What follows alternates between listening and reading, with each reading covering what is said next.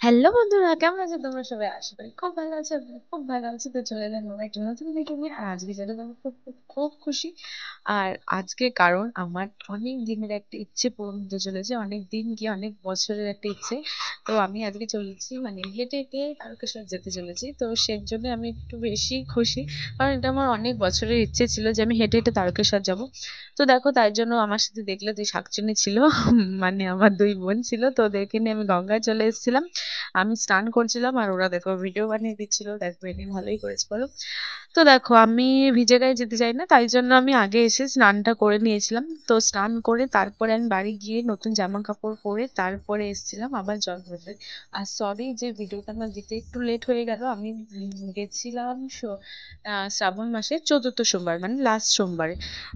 তো দেখো, আমি জামা কাপড় পরে এসে জল তুলে নিলাম। আর আমি তো শেওড়াফুলি যাইনি, এখান থেকেই গেছিলাম। তার কারণ হচ্ছে, তোমাদের সাথে আমি একটা ভিডিও শেয়ার করেছিলাম, বলেছিলাম যে আমাদের এখানে একটা ভোলে বাবার মন্দির আছে। তো ওই মন্দিরটা জানো তো অনেকটা জাগ্রত আর অনেকটাই পুরনো, তারকেশ্বর মন্দিরের থেকেও বেশি পুরনো। তো সেই কারণে আমাদের এখান দিয়ে সবাই এই ঘাট থেকেই জল তুলে নিয়ে যায়, কেউ শেওড়াফুলি যায় না। এই যে দেখো, সবাই আমাদের এই ঘাট থেকেই যাচ্ছে। তো আমি জল তুলে নিয়ে বাগ নিয়ে হাঁটা শুরু করলাম। আর এই বাগটা আমার নয়, আমার সাথে যারা যারা ছিল তাদের বাগ। তো আমি মাঝে মাঝে টেনেছিলাম, পুরোটা টানিনি, মিথ্যা কথা বলে কোনো লাভ নেই। তো তারপরে দেখো, এই যে আমরা হাঁটা শুরু করেছিলাম। আর দেখো, সব জায়গায় তো ভিডিও করা পসিবল নয়, কারণ তখন আমরা চিন্তায় ছিলাম যে কতক্ষণে পৌঁছাবো। তো দেখো, এত এত এত ভিড় ছিল যে কি বলবো। তো দেখো, ফাইনালি আমরা পৌঁছালাম এখন। যে নতুন একটা গেট হয়েছে, তা ওয়েলকাম টু তারকেশ্বর, তো ওইখানটায় দেখো আসতে না আসতে আর সবাই খুব মানে এক্সাইটেড হয়ে গেছিল, কারণ এই গেটটার কাছে আসা মানে আর কিছুটা দূরে ছিল মন্দিরটা। তো ওখানে দাঁড়িয়ে আমরা সবাই ফটো শটো তুললাম। তারপরে আমরা এক জায়গায় একটু ওয়েট করছিলাম, মানে বসেছিলাম। তো সেইখানে দেখো, এই আমার গায়ে এই গঙ্গা ফড়িংটা এসে বসেছিল, তাই জন্য আমি একটু ভিডিও বানিয়ে নিলাম। কি করবো, আমার সাথে যারা ছিল সবাই ঘুমাচ্ছিল। তো তারপরে আমার পুজো দেওয়া হয়ে গেছিল। পুজো দেওয়ার পরে আমি প্রসাদ কিনতে চলে এসেছিলাম। আর আমি কোনো ভিডিও, মানে মন্দিরের ভিডিও বা কোনো কিছু তোমাদের সাথে শেয়ার করতে পারলাম না, কারণ প্রচন্ড ভিড় ছিল। ভিডিও করা পসিবল হয়নি।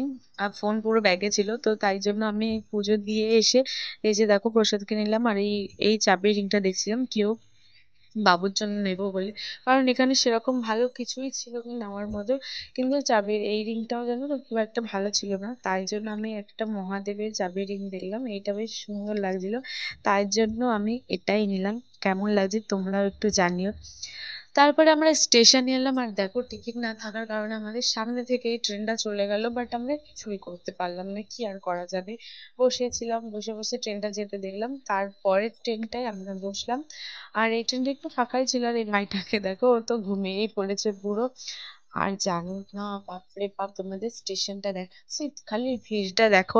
এত লোক যে কোথায় ছিল সেটা ভোলে বাবাই জানে, এত পরিমাণে ভিড় ছিল। আর এইটা হচ্ছে মানে হাওড়া যাওয়ার ট্রেন।